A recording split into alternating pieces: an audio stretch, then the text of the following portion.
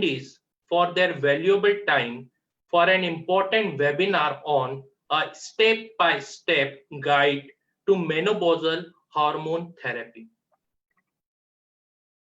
It is my privilege to introduce Dr. Ujjwala Kedare Madam. She is the director of Kedare Nursing Home at Nagpur. Dr. Ujjwala Madam is the president of Menopausal Society of Nagpur currently. She is the past secretary of Association of Medical Women of India and past treasurer of Nagpur Obstetric Gynecological Society. She has conducted moot court sessions at many national and international conferences. She believes in lifestyle modification and has successfully conducted workshops related to it at various conferences. Madam, I request you to start with the session. Dr. Ujjwala, Madam. Thank you so much. Good afternoon, ladies and gentlemen. I, Dr. Ujjwala Kedare, President, Menopause Society, Nagpur, welcomes you all to this very interesting webinar. Walter Bushnell and Menopause Society, Nagpur. I welcome our respected panelists, Dr. Mangala Ketkar ma'am and Dr. Wazir ma'am. Dr. Mangala Ketkar ma'am is a well-known IVF specialist of Nagpur city. She is director, consultant, and founder of Ketkar Hospital and Nagpur Test Tube Baby Center since last 4 decades. She is pioneer in the field of IVF. I welcome you, ma'am. We have another very famous senior consultant gynecologist as a panelist today, Dr. Nirmala Wazir ma'am. She is a national president of NARGI, past national vice president of Indian Menopause Society, and founder secretary of Indian Menopause Society, Nagpur chapter. She had been faculty for various for pelvic anatomy workshop for various international and national conferences. I welcome you, ma'am. Today's speaker is Dr. Alka Mukherjee, who is a very good friend of mine. With this much of introduction, I request Dr. Vishal to further continue the proceedings. Now I take this honor and privilege to introduce the speaker for today's session, that is Dr. Alka Mukherjee. Dr. Alka is the director and consultant at Mukherjee Multi-Speciality Hospital at Nagpur. She is the secretary of various societies. To name a few are International Council for Human Rights, NARGI Nagpur chapter, ISOBAR. She is on the board of all medical college of Nagpur, that is GMC, IGMC, AIMS Nagpur, NKP Salve Medical College for Women's Sexual Harassment Committee. Her pioneering work has made Madam the recipient of many awards and recognition. To name a few, Nagpur Obs and Gynae Gold Medal, Best Couple Award in Social Work, and Vidar Ratna Puraskar in 2019. Now, Madam, the stage is yours. You please start with the session.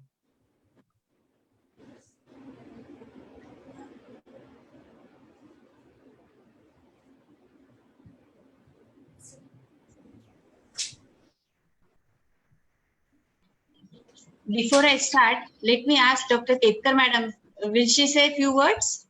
Dr. Ketkar Madam?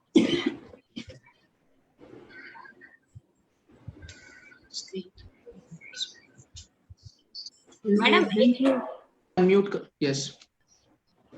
I welcome you all the listeners. As this is a great opportunity and prestigious position you have given to me to chair this issue. Menopause was previously, in the old age of previous era, I should say, menopause was not considered as whether it needs treatment or not.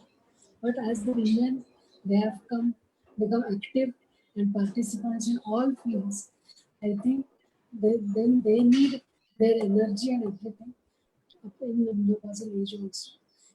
They should have their good health and cognizance, everything. I think we should be more attentive to the women in this menopausal age. Thank you. Thank you. Thank you. So friends, myself, Dr. Alka Mukherjee, and I will be speaking on menopausal hormone therapy today.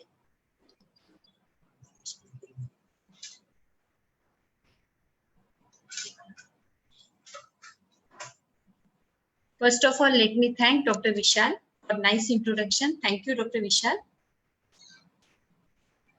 The topic of today is menopause hormone therapy.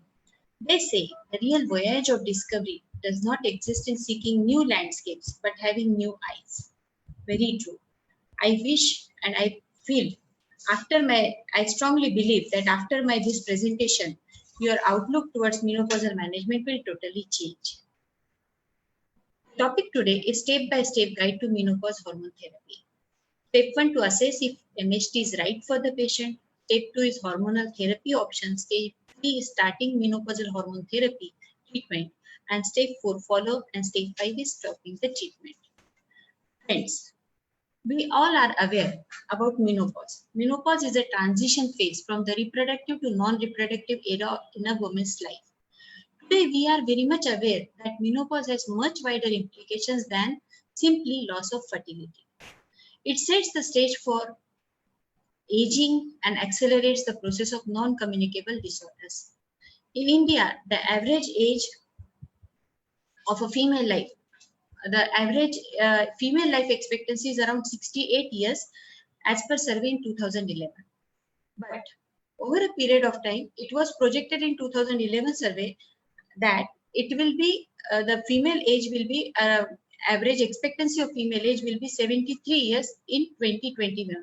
That means next year. And we all know the age of menarche in India is 12.5 years, which was initially 16.5 years 4 decades back. That means we are having early menarche, but the age of menopause hasn't changed. A woman is now expected to spend nearly 40% of her lifespan, that is 30 years after menopause. And the perimenopause and menopause is a complex endocrine procedure with the end result of estrogen deficiency. Hormone replacement therapy, it offers effective relief from vasomotor symptoms and improved quality of life. At the same time, it offers an important preventive role in osteoporosis and coronary artery heart disease. HRT was first available in 1940, but became widely used in 1960, creating a revolution in the management of menopause. The second slide is very important slide. Friends, please pay attention. The second slide is on the concerns over the safety of HRT. This is the crux of entire menopausal hormone therapy revolution today, a history. In 1990, there were 2 studies conducted. One in USA, the Women Health Initiative study, and second one is the Million Women study. The result of these 2 studies, they came in 2002 to 2003, that raised concerns regarding the safety of HRT. Results were the extended use of HRT may increase the risk of breast cancer, and the use of HRT may increase the risk of heart disease. After the results got published, UK regulatory authorities, they issued an urgent safety restriction that doctors should prescribe the lowest effective dose for symptom relief, shortest use, use it for only second-line treatment for prevention of osteoporosis, and advised its use against in asymptomatic postmenopausal women. There remains widespread confusion, uncertainty, chaos among both the doctors and HRT users. Many of the doctors, they stopped writing the prescription. Many patients, many women, they stopped taking the prescription. As a result, the return of menstrual symptoms for menopausal symptoms for them, and almost a generation of women, almost the chaos lasted for almost 10 to 12 years. And this generation was deprived of the opportunity of improved quality of life during their menopausal years. Later on, the studies, the fact came into notice the women studied in Women Health Initiative were North American women in their mid 60s. They were overweight. They were totally unrepresentative of women in the UK as well as in India, for whom HRT would have been considered suitable. Subsequent publication of full Women Health Initiative results showed that apparent increased risk for breast cancer was found only in those who had taken HRT before entering the study. And the second important fact, the studies have shown that there is no increase in heart disease in women starting HRT within 10 years of menopause. So this is very important to clear the confusion. There is a paradigm shift in use of HRT from 1994 till 2020. Prevention is out now and symptom relief is in. Maybe in future something else will happen. Let us see. The parameters like hormonal therapy. Previously, it used to be hormonal therapy was used to be for all patients. Now it is for selective patients. Regarding the second parameter, that is period. Period initially it was long-term use. Now it is short-term use. Regarding CVD protection, initially they used to consider for all ages there will be CVD protection. Now the risks are more and not to be primarily solely used for primary prevention of CVD. The regimen initially was standard combination at fixed doses, continuous combined regimen. Now they prefer to use natural estrogen and progesterone combination, tailored dose, low dose, minimum effective dose is the policy. Regarding route, initially orally was the preferred route. Now it is transdermal. Regarding risk of breast cancer, initially they used to consider that each and every patient of HRT is going to get breast cancer, whereas now with estrogen alone there is no risk. Studies have proven use of natural progesterone may not increase the risk of breast cancer. So in nutshell, generalization is out and individualization is the keyword today. Coming to physiology of menopause. Everyone of us is well aware about the physiology of menopause. Let me tell you the important fact. The decline and cessation of estrogen production by ovary at menopause is reflected physiologically in tissues with estrogen receptors. And they start showing the menopausal symptoms. These symptoms are to be taken very seriously because these symptoms, there are the pathophysiological changes associated with vasomotor symptoms. They contribute to the disease processes, including the higher incidence of insulin resistance. Then there is greater intima media thickness. Then there is disturbed arterial endothelial response. There is increased bone loss. There is increase with white intensities in the brain, and ultimate result is cognitive decline, that is Alzheimer's. So coming to step 1, that is assess if MHT is right for the patient. These are the vasomotor symptoms. The MHT is for the patients who are having vasomotor symptoms, urogenital atrophy, bone health, menopausal transition phase for relief phase, then recurrent attacks of atrophic vaginitis, recurrent UTI in menopause, premature ovarian failure, early menopause, gonadal dysgenesis, and surgical or radiation menopause. So we divide these patients in 3 groups: women having climacteric symptoms, all asymptomatic high-risk women having these all conditions which I enumerated earlier, and the third group is asymptomatic women with or without risk factors having no contraindications but who request HRT. Coming to contraindications of HRT, there are 2 types of contraindication: absolute and relative. Absolute one are the active endometrial and gynecological hormone dependent cancers, active breast cancer, estrogen progesterone receptor positive cancers, known or suspected pregnancy, undiagnosed abnormal vaginal bleeding, severe active liver disease with impaired liver function test, previous personal or family history of venous thromboembolism, systematic lupus erythematosus. Relative contraindications are migraines, superficial thrombophlebitis, strong family history of breast cancer, uterine fibroids, endometriosis, gallbladder disease, and certain cases of ovarian cancer. Coming to step 2, what are the hormonal therapy options? There are more than 50 types of hormonal therapy available. The first one is a cyclical HRT, which mimics the normal menstrual cycle, wherein estrogen is taken every day and progesterone for 12 to 14 days, last 12 to 14 days. Estrogen alone therapy is useful in post-hysterectomy patients. In continuous combined HRT, combination of an estrogen and progesterone are prescribed continuously to achieve period-free interval. Usually, the women start on cyclical HRT and then they change to CCT later. Then there is selective estrogen receptor modulator, that is Tibolone or Aloxapen. It's a synthetic form of period-free HRT. Then there is long cycle HRT, which uses a formulation which causes withdrawal periods every 3 months instead of 1 month. And then there is local estrogen in the form of vaginal tablet, pessary, and creams. Coming to estrogen therapy, estrogen, the primary active component of HRT, which is the gold standard for menopausal symptoms, especially vasomotor symptoms. Then there are two types of estrogen which we use. That is, one of them is conjugated equine estrogen and estradiol valerate. Here I would like to say few things again. The important point is the use of estrogen. The use of estrogen in HRT regimen, it is administered at doses set to protect bone in order to avoid osteoporosis. For each estrogen preparation, the minimal effective dose for bone is determined. And this is the list as per the chart here. You can see the conjugated equine estrogen is available in oral routes, and 0.625 milligram is the bone sparing dose. For micronized E2, the dose is 1 to 2 milligram. For estradiol valerate, the dose is oral 2 milligram. Then ethinyl estradiol and others for oral 0.05 milligram. Transdermal patches, they are available in 0.05 milligram. Transdermal patches for 1.5 gram. Transdermal gel, it is available in a 1.5 milligram gram gel, which contains 0.05 milligram of E2. There are very important things. What is the recommended starting dose for estradiol in menopausal hormonal therapy?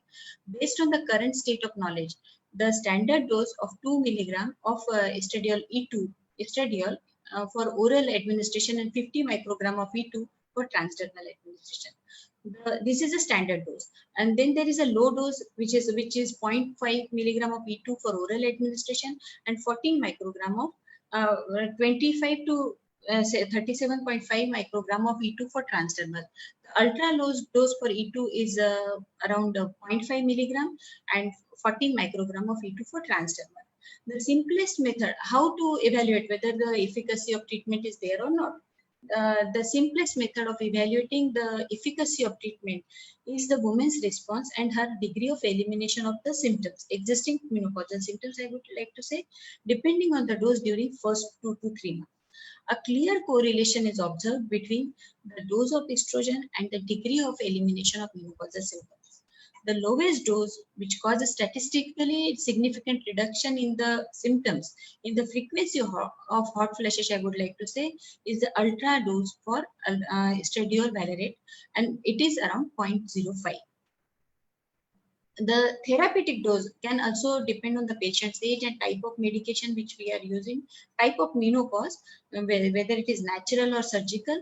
The younger women may need higher doses, whereas postmenopausal patients usually note an improvement after using low dose or ultra low dose of estrogen. Again, here whether it is a surgical menopause or a natural menopause, the dose totally depends on that. Coming to the next important slide of my presentation is the study regarding conjugated equine estrogen. They say women using oral conjugated equine estrogen had more than twice the risk of venous thromboembolism observed as compared to women using oral estradiol. So estradiol valerate nowadays is preferred molecule, the most trusted form of estrogen, which is a natural estrogen, safer than its synthetic counterpart. It is available in micronized form. This micronization technique helps it to get dissolved better, and better bioavailability is there, and it prevents the first pass by hepatic bypass. There is convenient oral administration. It is safe even for long-term use. This is a comparison chart between estradiol valerate and conjugated equine estrogen. The source of estradiol valerate is natural, whereas conjugated is acquired from the pregnant mare's urine. Then regarding estrogenic activity, there are 3 types of estrogen in the woman's body. Out of that, the most active estrogen is 17 beta estradiol, and estradiol valerate, it contains the most active estrogen, that is 17 beta estradiol. Regarding mammographic density, blood pressure and coagulation factor, there is no effect of estradiol valerate on these factors. Regarding vasomotor symptoms, patients get relieved more with estradiol valerate.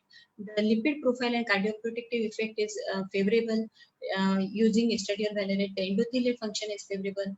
The plasma homocysteine levels, there is no effect of estradiol valerate on plasma homocysteine level. Whereas conjugated equine estrogen, it has an effect on homocysteine level.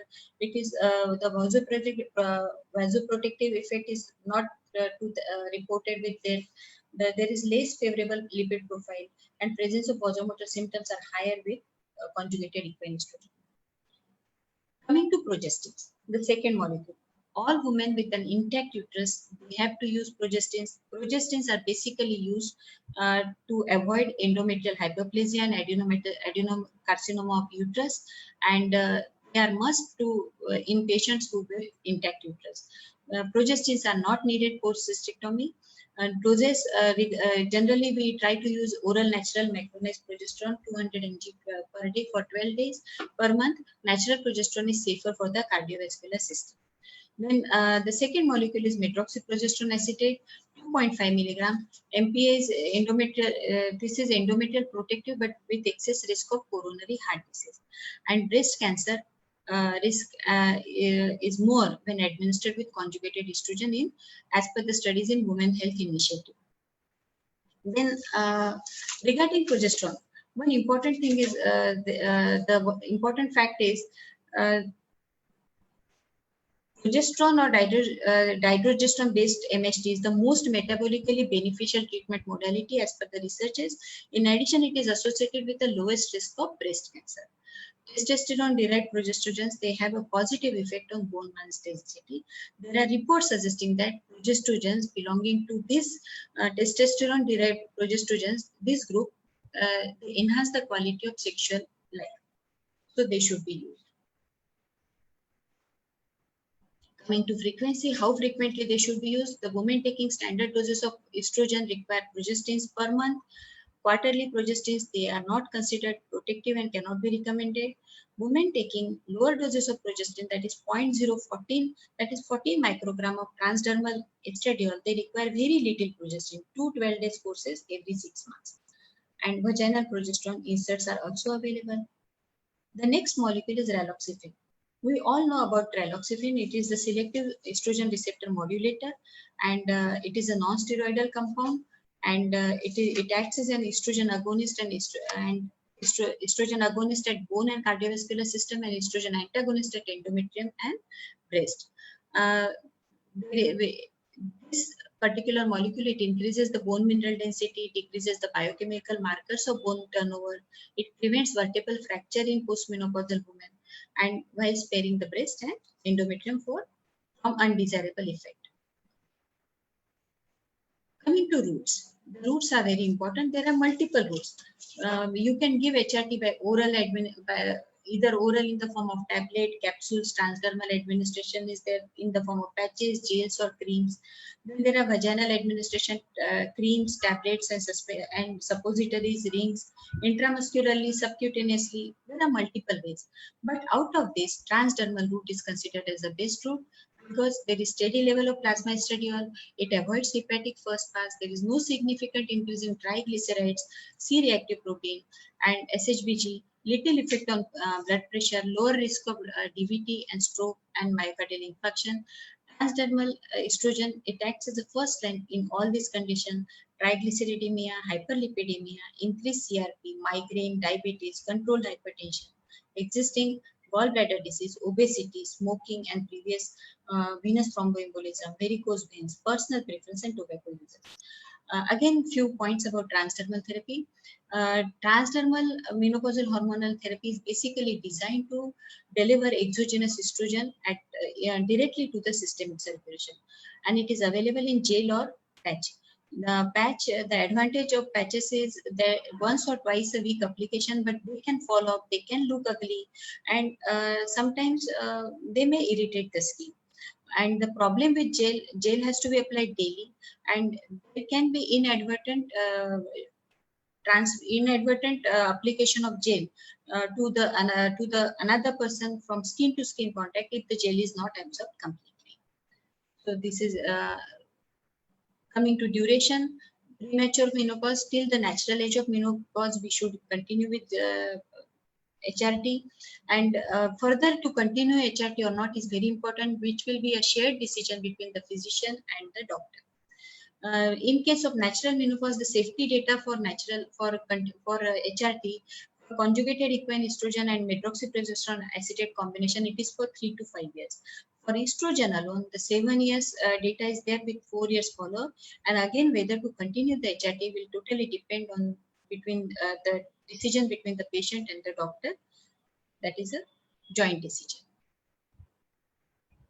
So there are risks and benefits, but the presence of risk factor not necessarily preclude use of HRT, and one can inform the treatment section. Coming to step 3, that is starting the HRT treatment. Now, principle is very simple for first line management. If uterus is intact, you have to give estrogen and progesterone either orally or transdermally. And post hysterectomy, if the uterus is not there, you have to give oral estrogen, only estrogen, either in oral form or transdermal patch.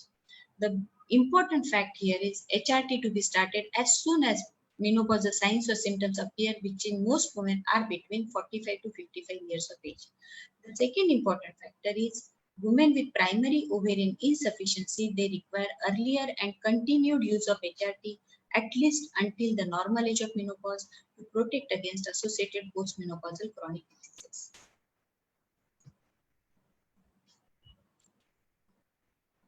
Then assessing the profile of a woman to individualize the treatment. First of all, detailed history.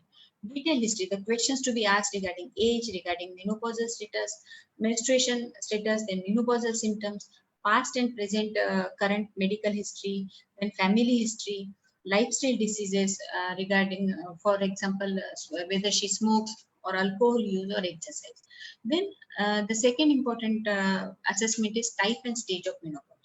If treatment also depends on that. If the patient is having a surgical menopause, then that patient will need either estrogen alone or tibolone. If patient is perimenopausal, cyclic progesterone or oral contraceptive pills or HRT can be given, which is cyclical. For early menopause, less than 12 months duration, estrogen, progesterone and testosterone sequentially can be given. For late menopause, less than 12 months, estrogen, progesterone, testosterone can be given continuous combined or tibolone. Lowest estrogen should be given and the therapy should be transdermal.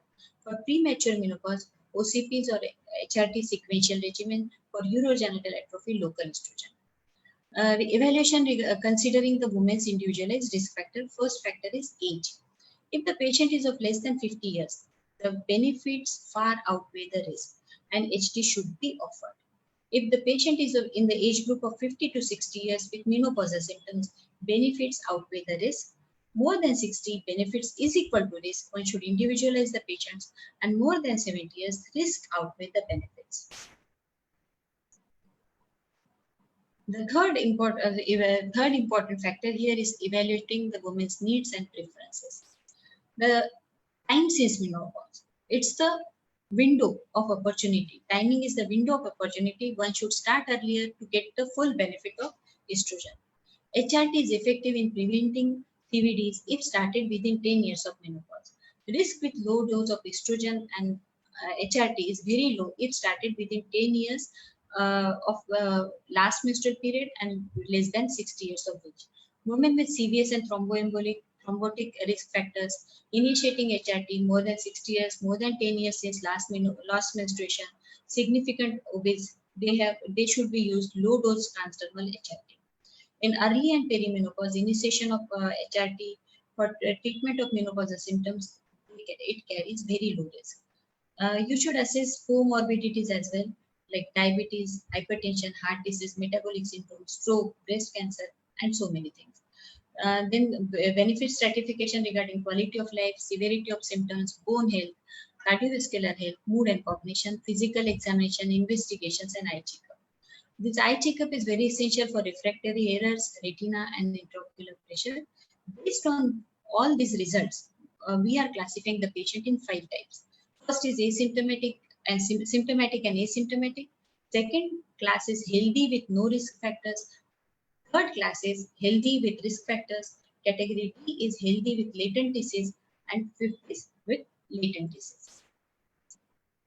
Endometrial surveillance is not required in low risk asymptomatic women, and of course unscheduled bleeding should be investigated by an ultrasound and endometrial biopsy. Screening test and an annual follow-up are must essential when prescribing HRT. The dose and duration of use of HRT should be individualized and a risk-benefit assessment carried out annually. A full gynec checkup is mandatory prior to starting, and then advised monthly, and clinical breast examination at least annually. A mammogram and ultrasound, where available, should be carried out 1 to 3 yearly if initial mammogram is normal. We usually start HRT cyclically or sequential HRT, and after 12 months, we give a trial of continuous HRT. Coming to hormone replacement therapy in hysterectomized women. Here, there is no uterus, therefore there is no progesterone. We don't require progesterone, only estrogen replacement is necessary. In some special condition, we require estrogen as well, that is combined estrogen and progesterone. These are the conditions: residual endometriosis following radical surgery, subtotal or supracervical hysterectomy, stage 1 or 2 adenocarcinoma of endometrium, wherein we have to start estrogen and progesterone immediate post-op, previously treated cases of endometrioid tumors or of the ovary, and post-endometrial ablation. In these conditions, we need combined estrogen and progesterone therapy. The progesterone of choice in these conditions is micronized progesterone and dydrogesterone or tibogon. Coming to second condition, that is osteoporosis. HRT, of course, is the first line of therapy for prevention and treatment for bone loss, and there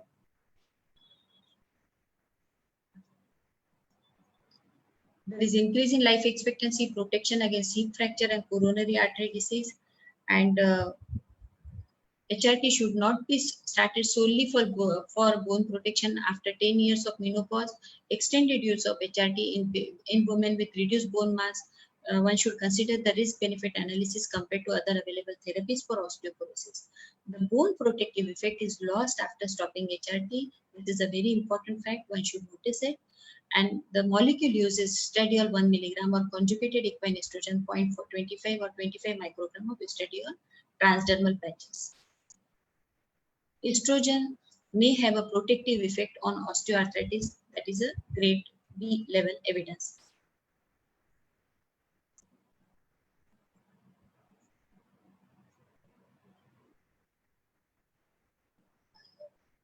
The effect is sustained during the entire period of supplementation, and it subsides after the discontinuation of therapy. This fact we have to tell patient very repeatedly. Then effect of estrogen on the brain. All brain structures and functions, they are, sorry for the interruption. All brain structures and functions, they are estrogen sensitive. Estrogens, they have a protective effect on neurons and synapses, and estrogen, they remodel and repair the brain structure after damage. Estrogen also regulate the bioenergetic system of our brain. And estrogen deficiency induces the so-called hypometabolite state in patients, and that can be a future cause for development of Alzheimer's in the patients. The next important requirement for HRT, I would like to say, is the vasomotor symptoms. These vasomotor symptoms are the symptoms where estrogen is highly effective for hot flushes, and if the hot flushes are more than 10 hot flushes per day, higher doses of estrogen will be required. Those doses will be higher than the minimal bone sparing doses will be needed to correct these hot flushes and adjunct effect of progesterone may be necessary. Then for sleep disorders, estrogen is good. The younger women or premature menopause require higher doses to match to their level of activity. Improvement of quality of life is seen with estrogen. Estrogen and progesterone is needed for women with uterus, estrogen alone for without uterus. There is no routine benefit from selective serotonin uptake inhibitors or clonidine in these cases. Isoflavone and black cohosh, there are very few studies, scanty studies regarding these molecules. Then coming to altered sexual function, testosterone supplementation for menopausal women with low sexual desire if HRT alone is not effective.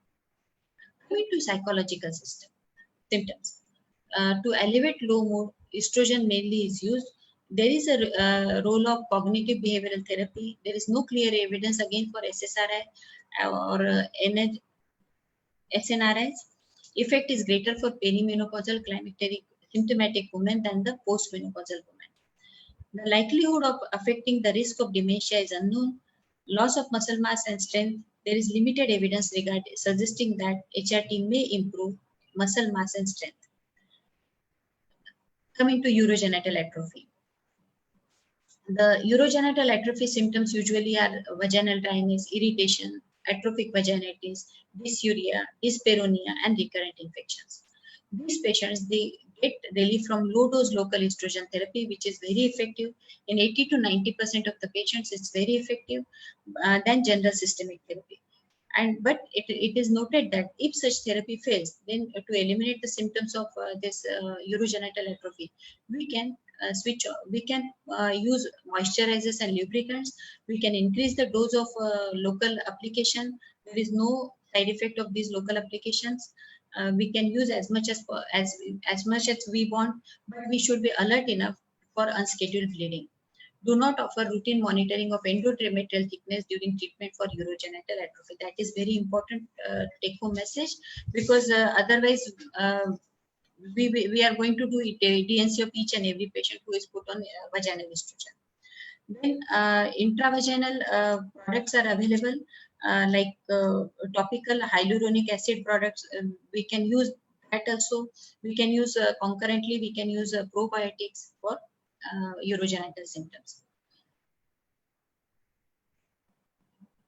Coming to insulin resistance, estradiol is a master regulator of body and brain bioenergetics. It facilitates the action of insulin, and that's why MHT is recommended in women with type 2 diabetes or a family history of diabetes, as it reduces the progression and delays the appearance. MHT has to be given orally or transdermally in these patients. And there is evidence, great evidence, that HRT, conjugated equine estrogen, and medroxyprogesterone acetate were associated with a decrease in risk of type 2 diabetes. Then coming to menopausal this menopausal HRT can improve the recent onset hypertension with enhanced response to antihypertensive drugs. This is a very important fact to notice. Coming to dyslipidemia and HRT and CVD. Transdermal menopausal HRT is preferred in women with dyslipidemia. Oral estrogen, they are documented to increase the cholesterol HDL and lower the cholesterol LDL levels. The impact of estrogen on lipids, there is direct vascular effect of estrogens.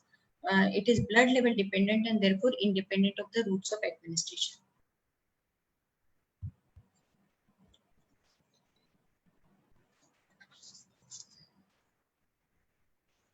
HRT and CVD, it's a matter of debate. Observational studies, including the nurses' health study, have suggested that postmenopausal hormone therapy was associated with the reduction of 40% of the risk of CHD, despite a wealth of observational evidence. But estrogen therapy per se is, if it is given in an optimum therapeutic window period, that is the age less than 60 years or a period of less than 10 years from the last menstrual period, it produces a beneficial effect on the vascular function, cholesterol concentration, and carbohydrate metabolism, which lowers the incidence of coronary episodes and myocardial infarctions in these patients and reduces total mortality, which is because of coronary artery disease. But if we initiate the HRT after the last in patients older than 60 years or after a age of after a 10 years gap after the last menstruation, that may lead to increased incidence of coronary episodes, particularly during the first year of treatment. Recommendations for use of hormone therapy in asymptomatic menopausal women with risk factor. The group is age more than 60 years or more than 10 years since the onset of menopause. For current users of HRT with an established reduction or disappearance of symptoms and improved quality of life, HRT can be continued at an appropriate dose, that is lowest effective dose, for an appropriate time if there are new contraindications they are emerging. But for newer users of menopausal HRT due to inadequate, maybe because of inadequate communication of risk and benefits, we can start with transdermal estradiol, 25 mcg patch or gel, 1 per day, and vaginal estrogen, either 100 mg in the evening continuously or 200 mg in the evening, and if preferred.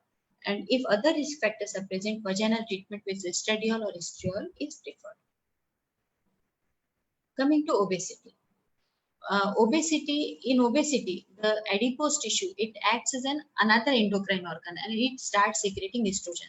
And it is this estrogen which can cause proliferative endometrial lesions in the patients or can cause endometrial carcinoma. That in these cases, we have to protect the endometrium by using progesterone. And in this obese patient, LNG-IUS, that is levonorgestrel or dinogest intrauterine system, is a priority. One can add low-dose transdermal estradiol individual basis. HRT decreases abdominal obesity. It is proved by grade B evidence, and there are lifestyle improvements, of course, along with lifestyle improvements and weight reduction strategies. Women who smoke should be counseled to quit smoking. Should increase aerobic exercises in order to improve the endothelial function, reduce their hypertension. For women who are not quitting, one can go ahead with vaginal HRT or transdermal HRT. In selected cases, systemic HRT may be considered, but the woman should be fully aware of the higher independent cardiovascular risk during smoking.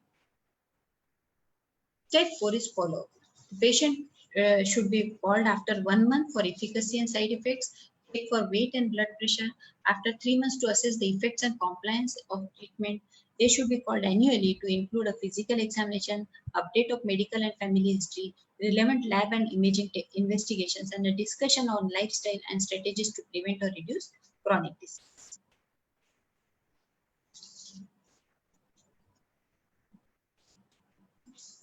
The patients, they should be called for follow-up. They should be inquired about the side effect, about fluid retention, bloating, breast tenderness, headaches, mood changes, and nausea. If we want to, if the patients are presenting with these symptoms, we have to look for which prescription you had given. You can lower the dose of estrogen or progesterone, or you can switch over to other estrogen or progesterone, or and along with lifestyle modification, restricting alcohol, restricting her smoking, and she should do exercise too. This way you can manage the patient. Step 5 is stopping treatment. When to stop? It's very important when to start and when to stop. If the patients, they complain of migraine, which appears for the first time, if the headache is getting worsened, or there is blurring of vision, or any symptom which is suggestive of vascular occlusion, or jaundice is appearing in this patient, or if the patient is having a significant rise in her blood pressure, these patients, we have to stop the HRT. Then HRT also need to be stopped 4 to 6 weeks prior to any elective surgery. This is very important. Then the most common reason for discontinuation of HRT is abnormal uterine bleeding. Only 1 in 5 patients, they continue HRT for 2 years, and only 1 in 2 women, they continue with HRT in case of unscheduled vaginal bleeding, which is a common side effect of HRT within first 3 months of treatment, but it should be reported at the 3 months review appointment, and it should be dealt with promptly if it occurs after first 3 months. Usually, this unscheduled vaginal bleeding is transient; it carries no risk, and one should offer women who are stopping HRT a choice of gradually reducing or tapering or stopping immediately. The few common reasons for AUB in HRT are: one of them is incorrect use of HRT by patient. Second is lack of synchronization with endogenous ovarian function. Third one is a suboptimal estrogen and progesterone combination. Either it can be cause can be excess estrogen or continuous regimen in premenopausal or shortly after menopause. Then fourth one is endometrial atrophy. These patients also bleed. Then fifth reason is previously undiagnosed endometrial polyp, hyperplasia, carcinoma, fibroid, or atrophic vaginitis. So this complaint has to be taken very seriously. Coming to HRT and the risk for venous thromboembolism and stroke. HRT increases venous thromboembolic risk by twofold, that is grade 1 evidence. Then standard dose oral HRT increased risk of stroke by about 1/3 in generally healthy postmenopausal women. It is grade 3 evidence. The risk increases with women's age if BMI is more than 30 kg per meter square and with estrogen dose. Highest, the risk seen highest during the first year of HRT, more with oral HRT than transdermal HRT. Low dose hormonal therapy may not increase the risk of stroke as proven by grade C. We should take proper history of thrombophilia, either personal or family, and blood coagulation profile of the patient should be ordered. Coming to HRT and breast cancer, the second risk factor with HRT, there are concerns about relationship between HRT and breast cancer because there are the receptors for estrogen and progesterone, they are present in the breast. Estrogen increases the risk of breast cancer after more than 5 years of use of HRT, particularly in recently postmenopausal women. It is proven by level B evidence. There is but this increased risk dissipates within 5 years of discontinuing the HRT. It is again proven. Use of estrogen for less than 5 years may reduce the risk, especially in women who start HRT many years after menopause. That is proven by level B evidence. Tumors in HRT used women are usually estrogen receptor positive and lobular type. The benefits of HRT, such as prevention of osteoporosis and reduction of cardiovascular disease, they clearly outweigh the possible cancer risk. Estrogen and progesterone, particularly with synthetic progesterone, they increase the risk of invasive breast cancer within 3 to 5 years of initiation of therapy and increases progressively beyond that level. Beyond that time, it is proven by level B evidence. So, in these cases, progesterone, that is micronized progesterone or dydrogesterone with estrogen, it does not increase the risk if given for less than 5 years. It is proven by level C. With regular screening with mammography and annual breast examination, HRT can be considered safe with regard to breast cancer risk. The next important risk is endometrial cancer. This endometrial epithelium, it contains sex steroids and risk factors for endometrial carcinoma. They are closely related to the presence of both endogenous and exogenous female sex hormones. Endometrial hyperplasia can and does develop in women not exposed to any exogenous hormones, but they can also develop in women receiving HRT. Endometrial carcinoma occur almost exclusively after the menopause. Administration of unopposed estrogen to postmenopausal women increases the risk for endometrial cancer. After receiving conjugated estrogens for about 18 months, more than 30% of women they develop hyperplasia. In many cases, this progresses to adenomatous or complex hyperplasia with atypia, and some women may even go to develop endometrial cancer. Using a combination of estrogen and progesterone for 10 to 13 days of each cycle appears to decrease the risk linked to the use of estrogen. Here, I would like to stress upon progesterone. They should be given in adequate amount, not insufficient amount that may not protect the endometrium. The next important cancer is ovarian cancer. Ovaries also contain the receptors, but it is not clear whether there is connection between ovarian cancer and sex hormone. On one hand, we say oral contraceptive pills and pregnancy, they reduce the risk of ovarian cancer, but incidence of ovarian cancer increases after menopause until the age of 65. Though it is certain that use of OCs reduces the risk, but there is still no consensus on the effect of HRT. So doctors are usually reluctant to prescribe ERT to women who have been treated for ovarian cancer, as 60% of ovarian cancer cells contain estrogen and progesterone receptors, and the increased risk of ovarian cancer due to ERT cannot be excluded. So HRT or ERT should be prescribed cautiously in patients in clinical remission from ovarian cancer. Prescription should only be for serious climacteric symptoms, osteoporosis, or reduction of cardiovascular disease, or for reduction of cardiovascular disease. Coming to colorectal cancer.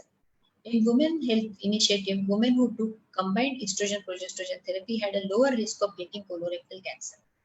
However, the cancers they did have were more likely to have spread to lymph nodes or distant sites than colorectal cancer in women for not taking hormones. This is again a serious matter. Coming to cervical cancer. Cervix also shows both estrogen and progesterone receptor, but studies have shown that the HRT may be prescribed to such women because they didn't found any correlation between cervical cancer and HRT. Cancer of vulva and vagina, they are also influenced by exogenous hormones, but these cancers they have occur at an advanced age. Sex hormone receptors are present in vulva and vagina. There is no relevant information yet available about any correlation between HRT and these vulval and vaginal cancers. HRT and pre-existing condition. There are many conditions which I have mentioned earlier also: hyperlipidemia, hypertension, liver disease, malignant melanoma, migraine, otosclerosis, Parkinson's disease, post-transplant, renal failure, contact lens wearers, depression, hyperlipidemia, obesity, sickle cell anemia, all thyroid disease. All these patients can be safely given HRT. In thyroid disease, there is increased risk of osteoporosis. That's why it is not contraindicated. We can give. The important factor, we should talk to our patient about lifestyle management. Overall health of the patient, the diet, movement, environment, relationships, stress levels, history of pregnancy and breastfeeding, alcohol, medications, other drugs, sleep, all these factors, they affect her hormones. So we should talk to her in detail about this lifestyle modification. She should have proper exercise, proper diet, a square diet. She should have plenty of water. Her vitamin D level should be correct. She should have a proper sleep. And there are few products like black cohosh and isoflavones. They are recommended. One should advise the patient to adopt a healthy lifestyle. They should not smoke. Then they should maintain a healthy weight. They should be physically active for at least 30 minutes a day. They should prevent and control high blood pressure, high cholesterol. They should manage their diabetes. They should dress and eat properly to avoid being too warm. They should sleep in a cool room and reduce their stress by doing yoga and tai chi. They should avoid spicy foods and caffeine. They should try deep breathing exercises and stress reduction techniques. Phytoestrogens like soybeans and some soya-based foods are good for them. So to conclude with HRT today, some key points. The balance of benefit to harm always needs to be assessed. And today we have seen they appear to have shifted favorably for HRT. HRT is to be taken for correct reasons. That is, first one, to elevate the symptoms of menopause, and it has a role in prevention of osteoporosis and coronary artery disease, but long-term use is often required. HRT is to be taken only as long as necessary at the lowest effective dose. HRT users, they should be assessed by their general practitioner or by their specialist at least once a year. If women start HRT around the time of menopause, the risk is very small, but there is only limited data for continued uses beyond the age of 60. It is not usually appropriate for women over 60 to start HRT as per the Women Health Initiative study showed the risks are more. But this does not mean the woman who started HRT earlier should have to stop it by reaching 60. She can continue if there are no risk factors and her doctor feels. So personally, I would like to thank Walter Bushnell for this opportunity. I would like to thank all the delegates who are attending this particular webinar. I would like to thank Walter Bushnell and Pharma people, Special thanks to Mr. Ashwin Dubey, who initiated on behalf of company. My heartfelt thanks to Mr. Sandeep Dubey, Mr. Bodhankar, Mr. Abhinav, and the entire team of Walter Bushnell. Now I invite Dr. Vazee Madam for menopausal hormone therapy in breast cancer survivors. Madam, please. Hello. Can you hear me, Alka? Yes, ma'am. Yeah. Initially, I would like to thank the whole team of Walter Bushnell Company and for giving me this opportunity. And you have given me a very challenging topic and very confusing topic to talk on.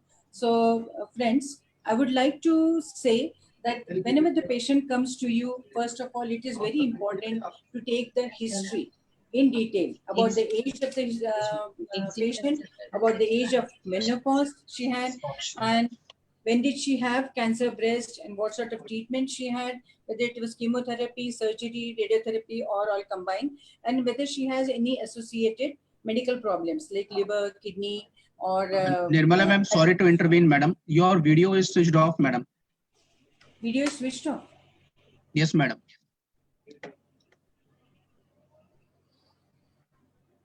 Now we can see, madam. Can you yes, see? Madam. Do you want yes, me madam. to start from the beginning? You can continue, madam. Okay.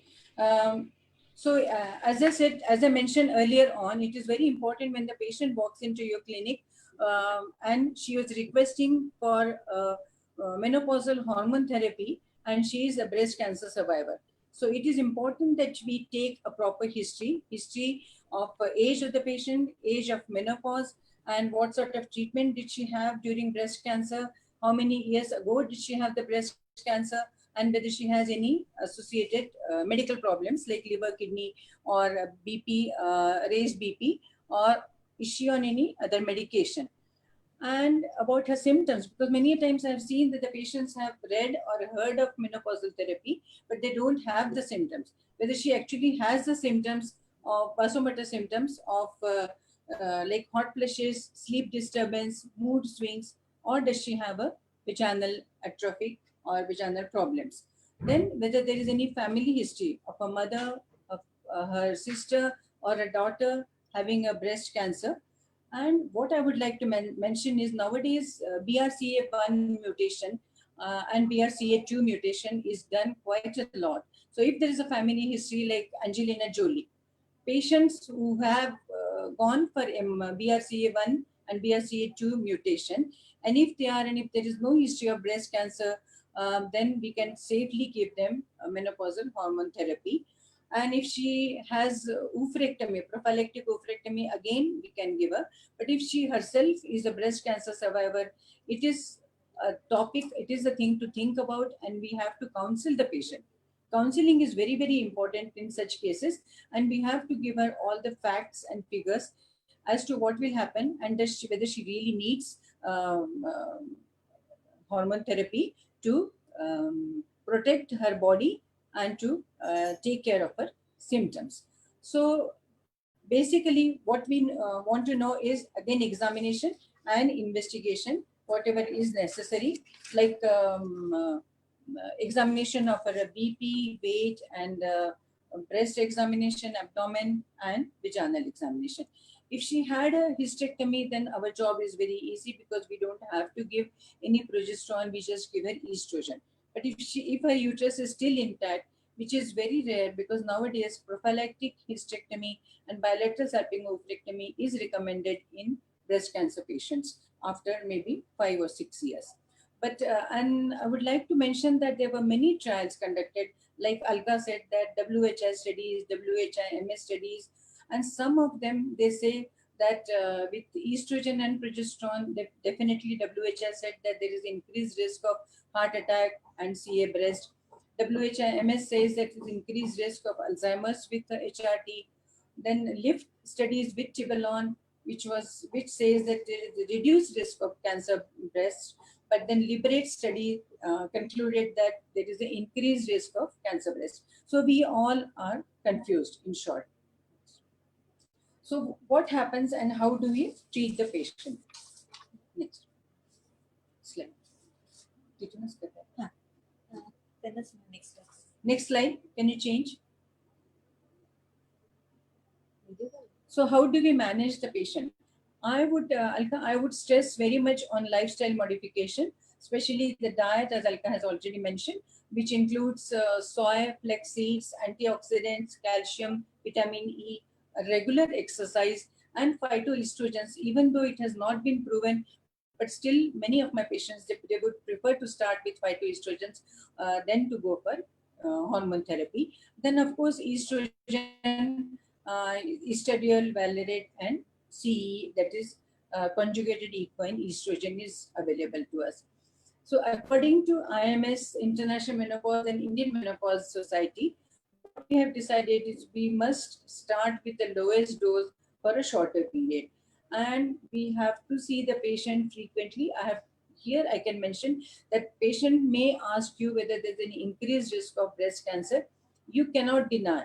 What you say is if she takes the HT in a high dose for more than 5 years, there is slight increase. But the advantage is because she is under constant supervision, under constant vigilance. So we keep seeing her frequently. And even if the lump is detected, it is detected at an early stage. So there is not much of mortality as such. And if she requires, we can give her a combination of estrogen and progesterone if uterus is still intact. And as Alka said, either estrogen in the form of estradiol valerate, we begin with 1 milligram, that's the lowest dose to begin with. Previously, about 10 years ago, we used to give them norethistron, but now we have changed the progesterone to MPA, and from that we have changed to natural progesterone, which is more effective and causes less risk of recurrence of breast cancer. Or if we can give a combination of estrogen and vaginal progesterone, or we can give her transdermal progesterone also, but the transdermal has no endometrial protection. The breast cancer patients, many times they are advised tamoxifen, that's oral chemotherapy, and it is known to cause endometrial hyperplasia. So they do require a frequent sonography at least once in a year to see the endometrial thickness and endometrial biopsy if needed. So what I would like to say is, yes, patients always want good quality of life.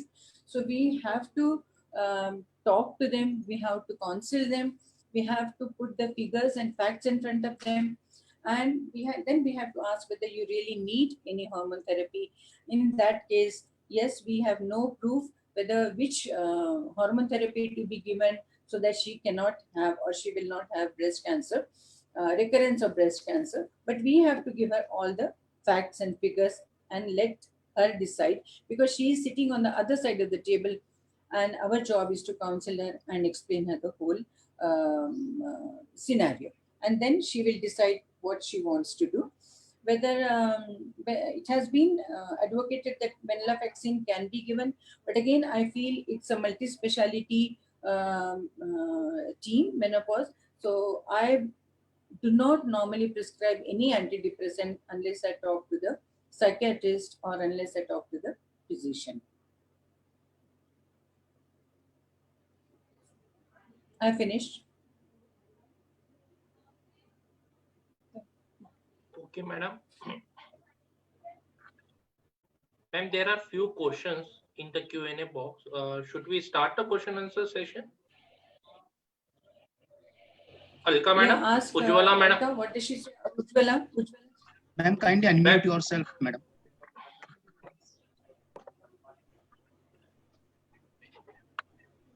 Madam, I will read the first question. Okay. Okay. A patient presents with vaginal discharge and itching with recurrent UTI at 70 years of age. Is vaginal cream advisable at this age? If not, then can isoflavones can be prescribed? First of all, one should see what kind of vaginal discharge it is. And with recurrent UTI, it is most probably because of the estrogen deficiency. The infection has to be treated. Along with that, she can go ahead with the local application of estrogen cream. It is Okay, correct. Here I would, hello. Yeah, go on. Here I would like to say that as she is of 70 years of age, she must be If she Ma'am, your current infection. Diabetes must be ruled out. Yes. diabetes. Nirmala madam. Yes, madam. Nirmala madam. What I would like to say, Alka and Ujjwala, I'm quite a senior gynecologist, so I would say that always examine the patient. Whether she is 70, 75, always do a vaginal examination and speculum examination. Rule out any malignancy, visual malignancies, and take a pap smear if possible. And yes, after all that, do a sonography also. Because many times I've seen the patient comes with vaginal discharge, but they have pyometra or they have some pathology in the uterus. So these are the basic investigation that one must do, and then only we can come to a conclusion and then prescribe her some medicine. Okay. Ma'am, second question. Okay. Ma'am, second question. Okay, go ahead. Ma'am, second question is, which type of progesterone do you recommend along with estrogen replacement therapy, and what is the dose? Alka madam? Yes. Nowadays, we try to use micronized progesterone in 100 mg orally for last 10 to 14 days of the cycle. Okay, correct. Ma'am, is there any role of Nirmala madam? Do you want to add something? No, that's what I would prefer. I would have progesterone therapy for 14 days in each cycle, rather than giving her every 3 months. I would prefer monthly progesterone along with estrogen. Yes. Ma'am, second question, is there any role of Dynogest in HRT? Any role of Dynogest? Yes, I told in my presentation, there is Dynogest intrauterine device is available. I'm not aware of whether it is available in India or not, but it is available in Western countries and it can be put in some patients instead of LNGI. I do not know, sir. Yes. Oh.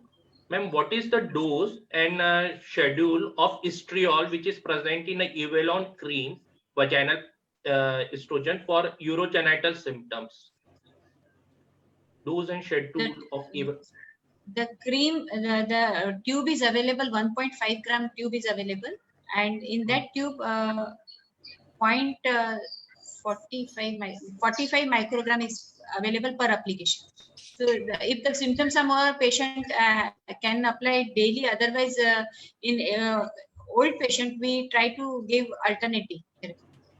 Yeah. Can I add one more thing, Alka? See, normally we say many ladies are afraid of this applicator. They think that if they put the applicator, they might damage the vulva or vagina. So what I tell them is, take the ointment or gel on your finger, and the first crease of your finger, you just take that much of ointment and then put it in the vagina. So they are happy with that, but they don't like applicator. Even madam, local application with the help of finger also suffices in recurrent UTI, because there around urethra there is increased blood. It does get absorbed, yeah. Yeah. Also be given in a tapering dose, even if we are giving vaginal. Should be in a tapering dose. Tapering. Yes. Ma'am, there is yes. Ma'am, there is one comment. There is one comment from Dr. Arun. Dr. Alka, madam, thank you for excellent and crisp presentation. And there is one query. A patient with intact uterus and ovary and no gynec-related menopausal symptom, but has osteoporosis. No menopausal symptom, but has osteoporosis. Do you recommend HRT along with a bisphosphonate? What is the age of patient? Age of the patient, it is not mentioned, but I think it should be a menopausal woman, means above 45 to 50 years of age. In that woman, I would like to give her HRT, but if the age is more than 60 years, then one has to see whether there is any other indications for HRT. The point which, okay, ma'am. Nirmala, madam. I want to say something. Here, the first line therapy is actually bisphosphonate. But yes, the second line therapy comes to HRT. If she osteoporosis, because I was a bad sufferer of osteoporosis and I had been given bisphosphonate. I was in perimenopausal age group that time. So first line Okay. therapy always only osteoporosis without any menopausal, other menopausal symptoms. The first line therapy is always a bisphosphonate. That is correct. Can I add a few more thing? Like, I think the Yes, ma'am. question is bit incomplete. We want to know, first of all, we want to know the age of the patient. We want to know whether she has any family history of osteoporosis. In that case, she comes under very high risk group. And then we Okay. have to treat her accordingly. So that is something that we need to know. Okay, And age, family history. Correct. Yes.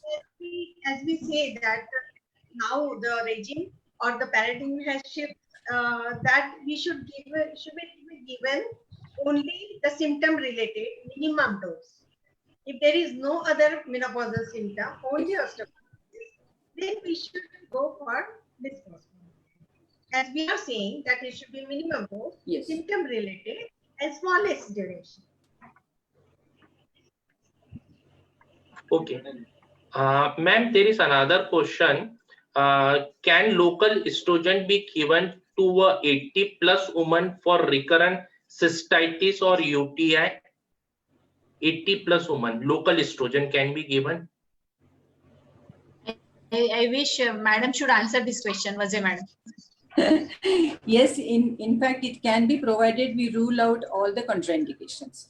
And it is said that, you know, for urogenital atrophy or urogenital problem, local estrogen is more than enough most of the time. But still, I would say that please always examine the patient, use a small size speculum and always examine the patient before giving, prescribing any cream or ointment. Yes. Thank you. Okay. Ma'am, there is one question from Dr. Neena. She wants, she is asking if a patient wants menses, how to cure HRT? Vazir madam just now said she will give HRT every monthly. Then the patient is going to get withdrawal bleeding every month. But after Yes. age of 55, now patient is going to go in natural menopause. So will she need menses during that period also?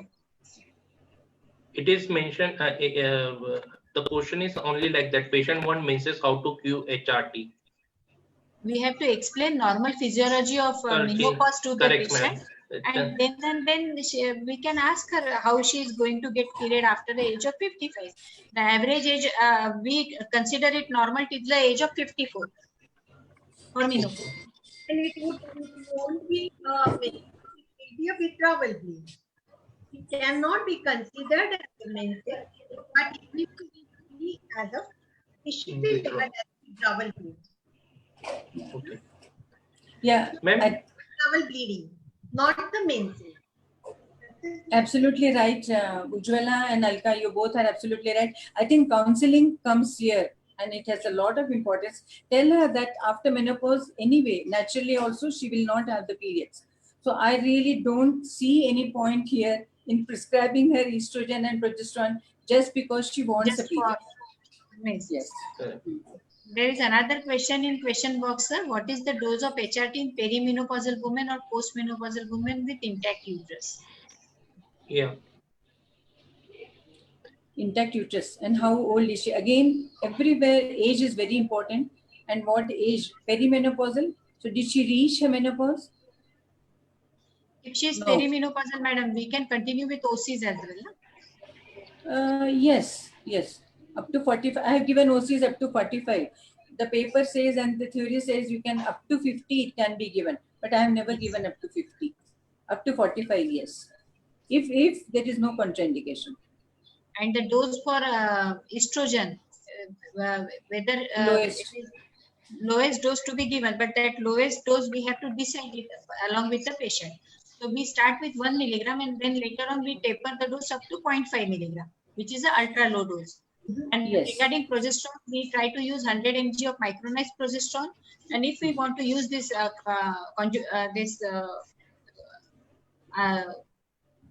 medroxyprogesterone acetate, the 2.5 milligram is the dose. Yeah.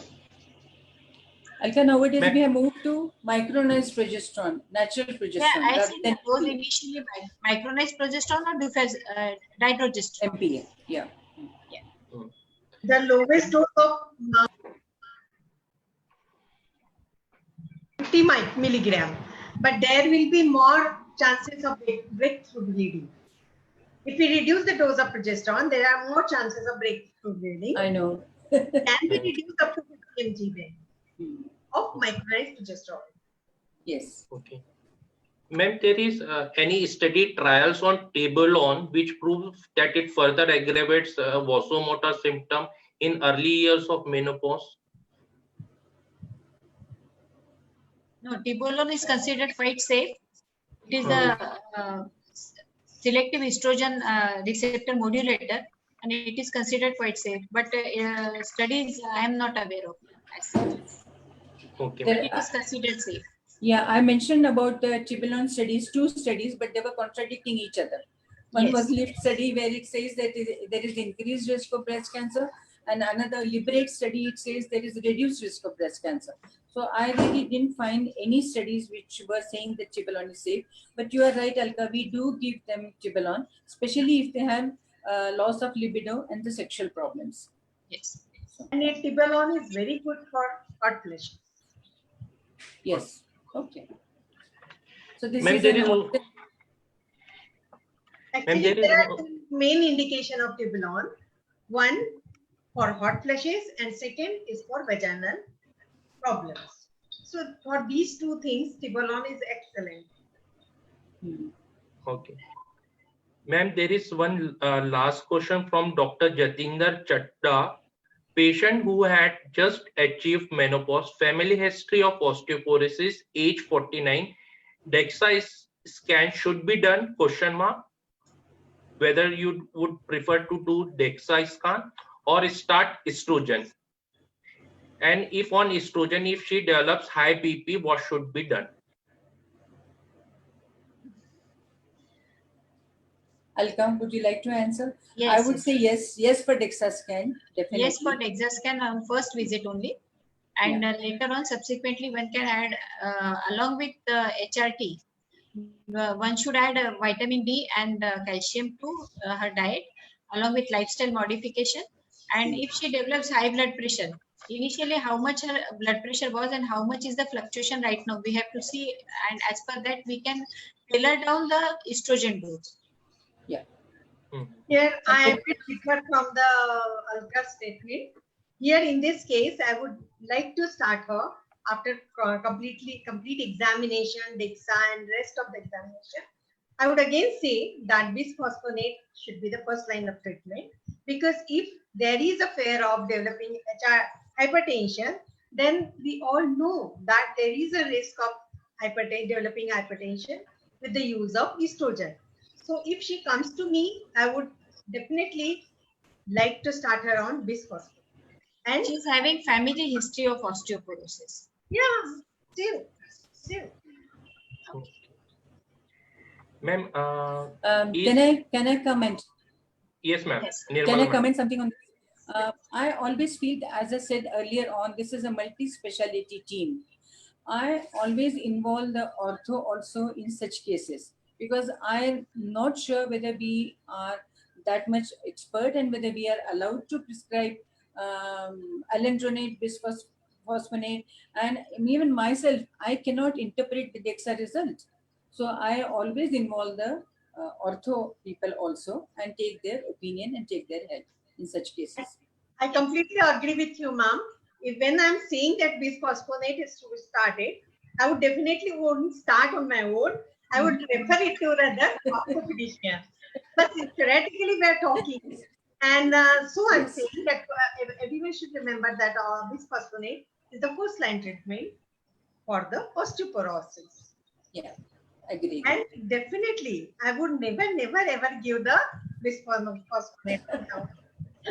It is only bisphosphonate we are talking about, but they are newer molecule which can be given instead of daily, weekly, can be given once in a month, which we are not doing, being categorized.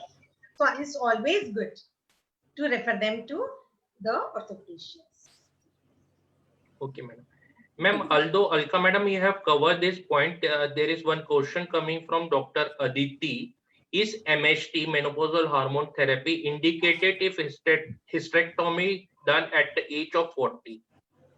Surgical Yes, of menopause. course, till her natural menopausal age, she should take HRT. In these patients, the result of HRTs are very good. So we should prescribe them without hesitation in these patients. At the Correct, age of madam. 40, she is going to have her menopause. If we consider a normal age of menopause, it is around 52 to 54 years. Till that time, she can safely continue after ruling out all the contraindications for MHT. True. Okay, Alka, with your permission, can I add something? Yes, We ma'am. want to know whether she had oophorectomy also along with the hysterectomy. Because I normally, my practice is, unless I get the histopathology report, I do not start them on hormone therapy on a hysterectomized patient. But if she has her ovaries retained, do we need to give her hormone therapy? Madam, We ovaries, don't. I mean, if she has just plain, yeah, go on. ovaries they remain functioning till the age of after post-operative and for around 2 to 3 years only, because their blood supply is not there. Na? That After is the after same, that but they are going to require it is this. not evidence. Alka, there is no evidence for that. There is a talk and there is a say that ovaries will fail, but do they actually? So that is what I'm concerned. So we must always remember whether you do give hormone therapy only when it is needed, when the patient complains. But if she had Yes. a surgical oophorectomy, yes, I agree. But if the ovaries are retained, I am in doubt whether I should give her. I would explain her that later on you might need hormone therapy, because most of the patients are educated, they understand, and again, counseling is very important in such cases. Here I want to add one thing, that in the age of natural menopause, even some clinicians, they recommend to give OC pills. It can be given up to the age of natural menopause, and then one should shift to the HRT. Yes, definitely OC pills contains 4 times higher dose of estrogen and progesterone. But it is said that it can be given up to the age of natural menopause. Ketkar madam, you want to add something? Ketkar madam? She has. Ketkar madam, you want to add something?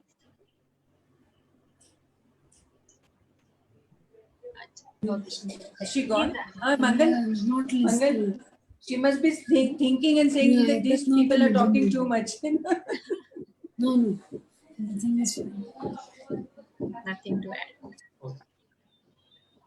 Ma'am, all the questions are covered right now. Okay. So, madam, would you like to add something at last? Alka madam, Nirmala or Ujjwala madam, anything you want to comment? Then I will wind up. Can I start? I Yes. always feel that awareness is very, very important. If you talk to them that, okay, this is a natural process, and I keep telling my patient that you cannot go back. It is not a reversal of your life that you can't have the symptoms. You will have the symptoms. You may have the symptoms, and you and your body should be prepared to accept it to some extent. So I do explain them that yes, you will get the menopause, and you may have, not everybody gets the postmenopausal symptoms, but they may have the symptoms. To some extent, they are ready to accept it. So counseling and awareness is very, very important. Go ahead, Ujjwala. Yeah, I want to say that awareness is very much, as Vazim ma'am is repeatedly saying, that among the ladies, we are gynecologists, we are knowing very much about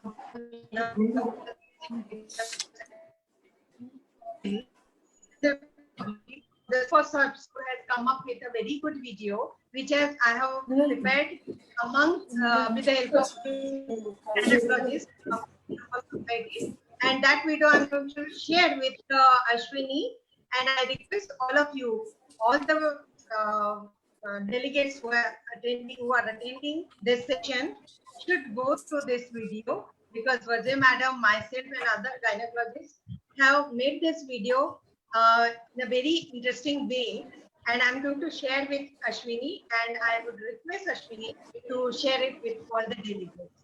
And I request every delegate to share this video, awareness video, with the possible women of their knowledge.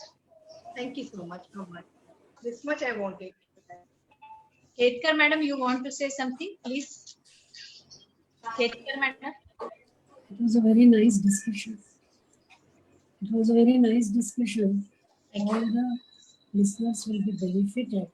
And I think from the year of 1995, this hormone therapy was started and discussed in FOXI, All World Congress of Gynecology and Obstetrics. When it was taken up by all for the treatment, I think our patients will be benefited with the treatment. They will have a good health and cognitive. Okay. Yes, Uju. Yes. Yes. I want to Yes. thank the Walter Bushnell people for joining Menopause Society Nagpur with this webinar. Agishka, it was very excellent talk, very thorough, but you have completed each and every aspect. So from my side and from Menopause Society Nagpur side, I give you a very big thanks for joining us. Let me tell you that Menopause Society Nagpur has a very good sense, and Wazir Madam is our mother teacher from Menopause Society. We get the guidance every time from her, and all the members are very much interested in conducting CSS. Thank you so much. I would like to sum up the Yeah, things. can I? Yeah, madam. बोलिए. हाँ, वजह madam. Yeah, I forgot to thank you.